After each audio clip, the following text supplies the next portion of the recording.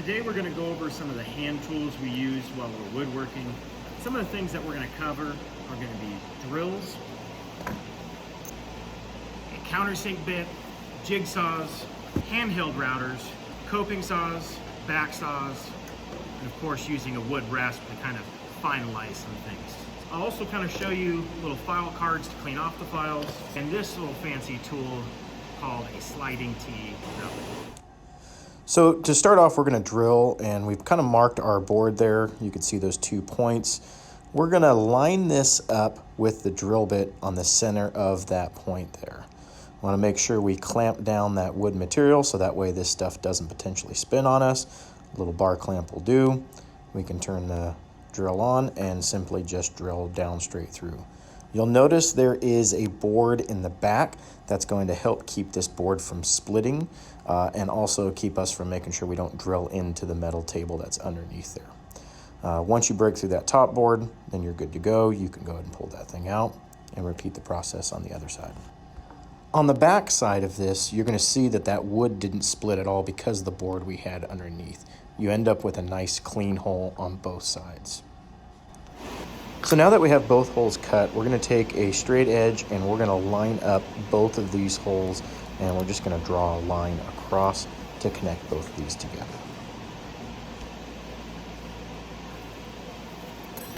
So when we get ready to clamp this, we want to make sure that our wood is on the very top above the clamp, not below it. When you clamp it up on top, it's going to allow that jigsaw the ability to stay kind of flat against our board. When using the jigsaw, it's important to keep that plate flat up against the board. You don't want to tilt it to one side or leave it raised up. That can cause a lot of safety issues with you. When you go ahead and do this, we're going to just follow that line. Want to make sure that we pull that trigger, depressing it all the way, getting that blade to move, and then you can move forward as slowly as you want, just kind of following that line.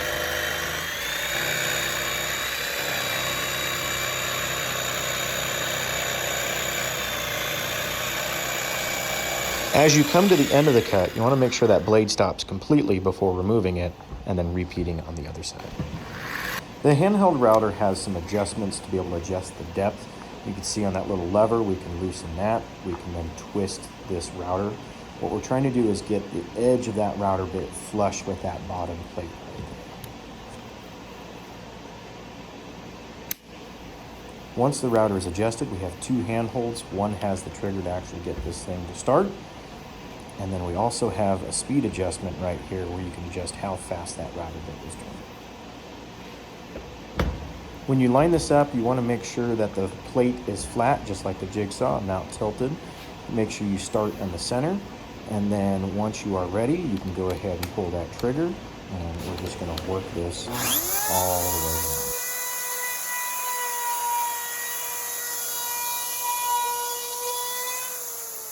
Just like the jigsaw, make sure it comes to a complete stop before removing it.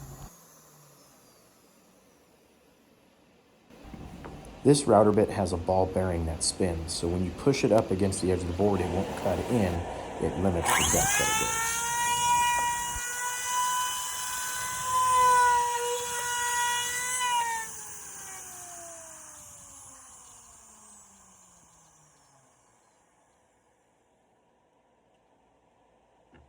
So when we are drilling, what we need to do in this wood is we need to take this countersink, and this thing has a pre-drill bit and then also a little countersink on the bottom. What we want to do is we want to drill this top piece in location where we want it, and that's going to relieve a lot of that wood to help prevent this screw from breaking that. And I'll try to show you that, what happens if you don't countersink these. But for now, we're going to go ahead and start this. When you're putting these in the drills, use your hands, don't pull the trigger. You can spin these things, you can get these lined up, kind of like you would any drill bit. We can tighten it there. The other thing that's important to note is when we are drilling, you want to make sure that you're set up on that 2 and that this is on the drill function. That's going to give us the fastest speed. Whenever we're drilling with these cordless drills, that's how we want to set these. You can just press it down with your hands, pull the trigger.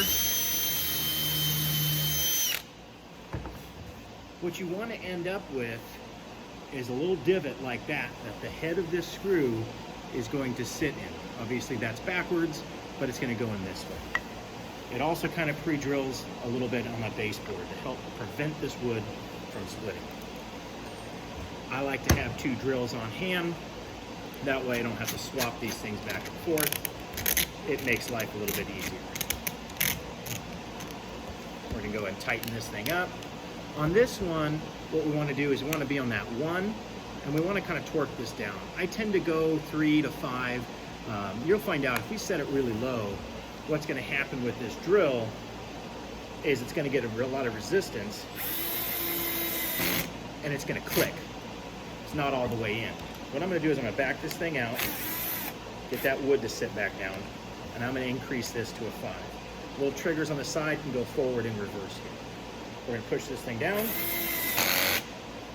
That clicking stops this to where that screw is now recessed underneath that wood. Okay, it's not above it at all, it's underneath. The other thing we kind of want to be concerned with when we're drilling with these is going too close to the edge. If we get too close to the edge on something, sometimes we tend to have issues, and there we get it to split. So you can kind of see that's going to happen if you get too close, if you don't pre-drill those holes. Got to countersink everything that we're putting into wood. Now, we're going to do some layout here. We're going to set this thing to cut 3/4 of an inch down. And this one's a little bit unique because it's got a little bit of an angle to it, and so we need to kind of adjust and do a couple of things.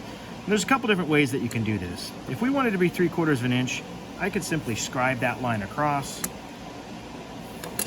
I can mark on both ends. I can go right up on here. I can mark this end across, and that's going to give me my 3/4 of an inch down that I need to kind of handle. But I mentioned this little sliding T-bevel. This thing is kind of nice because you can loosen up the back end here, and you can get this thing to hold at a certain angle. What we're going to do is we're going to flip it over right here. We're going to kind of pinch these things down to where it's flush up against that edge, flush up against here. What the sliding T-bevel is going to do is it's going to allow us to basically lock these things in, and then we can transfer that angle down. So what we're going to do on this is we're going to put this right up on the edge of that line. We're going to scribe this thing across. I can then kind of flip this thing over, and I can do the same thing on the other side, match it up with my line. I can scribe those things across.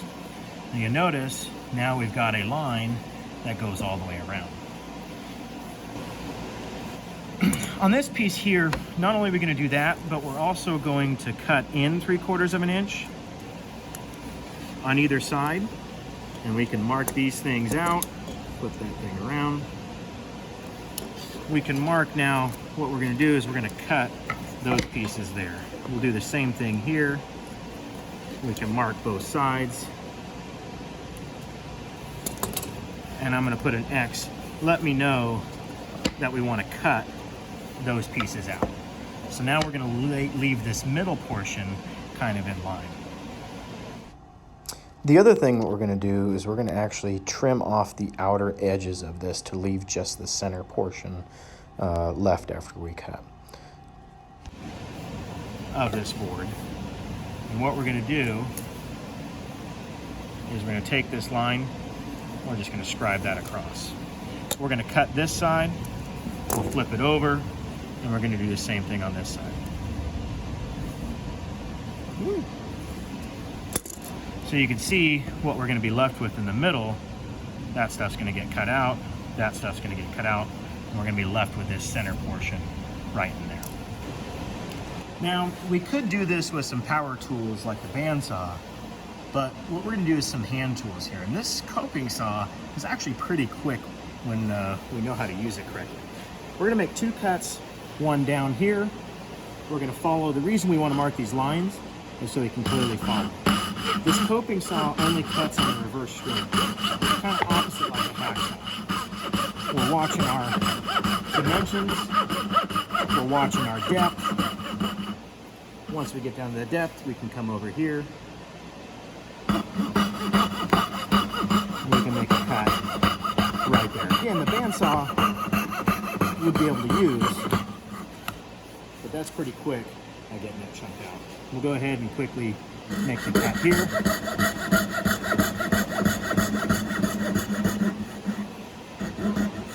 my line a little bit, but that's okay. We can clean that up with a file.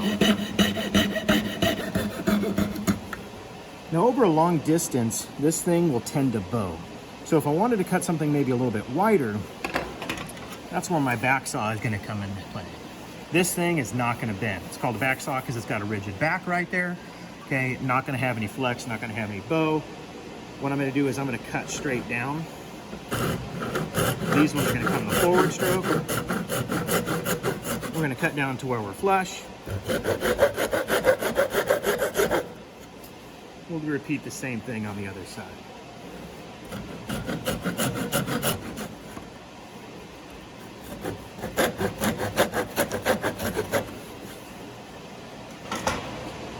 Now you can see over here, we did a pretty good job, but right here, we're just a little bit wide. We kind of went at an angle. That's okay, because we can take our next tool and we can clean that up. Now with this wood rasp, we can actually just take this along that edge. We can get these edges. We can get those cleaned up. The backside, laying it down. And you can see now, we've got a pretty good little tenon here that we can put in for one of our joints. Now, when our file tends to get a lot of material in there, that's where this file card comes in handy. We can either brush it out with that side, or with the real fine stuff, we can kind of hit with little wire brushes. On this big aggressive file, we can kind of clean those things off and get all that dust and all that material out. The little chunk that we have here, we can't just cut across here. So what we're gonna do is we're gonna take our coping saw again, and we're gonna make a couple cuts. We're gonna cut down, again, marking on both sides, so that way you can get that visual. Cut down to the depth. Make another cut on the other side.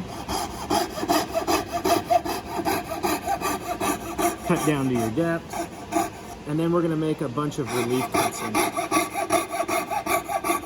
The more cuts you make, the easier this next part's gonna be. So once we get that, we can take our little wood chisel and we can simply push that in between, and we can break out all those little chips that we just created. Now this wood chisel kind of has a little bevel here. I like to keep that bevel on the bottom side, and we can kind of just take our hands and we can just trim that stuff out at a little bit of an angle. We have big chunks that are left. We can go down here, we can clear those out. So strength of wood is something that's pretty important. One thing that we need to keep in mind is the way that the grain structure is actually going. Whether we're making rip cuts, cross cuts, you can notice the difference in the grains that are going this way. Always from the longest end, that's where you want to see those grains going. That's what's going to give us the most strength, versus this where the grains are going along the shorter distance here. We'll get to this one in just a minute, but the strength of something like this, if I were to push this thing up, it's easily going to break on us, because the way that that tree grew, the strength is not in the side, the strength is from end to end. Something like this, we can probably put 300 pounds of weight and this thing still may not break unless we start hitting it with a hammer or something like that. Now, even though these two that we see here have that grain going the same way, we've got this knot that's right here in that middle, and that disrupts the way that that grain is flowing, potentially making this thing weaker. We're gonna see if we can break this one, because we know that this one is gonna be really, really strong no matter what we do. So we'll see if we can break it right on this. You can see the way that that stuff just kind of shatters. Knots are not a big deal, but if they stretch the whole length of it, that's where it's gonna be an issue. If we have a small knot, like we do kind of right here, that strength, it's not going to break at all. That is what we want to kind of focus on when we're making really long pieces, to really increase the strength of this stuff. So again, just like the other example where this grain is going on the short distance, even a thick piece like this can easily be broken.